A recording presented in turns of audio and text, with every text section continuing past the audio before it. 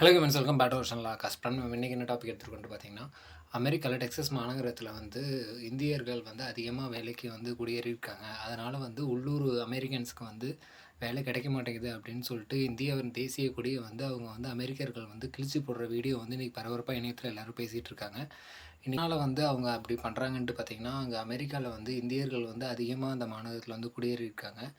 வேலை வாய்ப்புகள் அதனால் வந்து அமெரிக்கர்களுக்கு கிடைக்காம போகுது அப்படிங்கிறனால அவங்க வந்து கோவத்தில் வந்து இந்த மாதிரி பண்ணுறாங்க.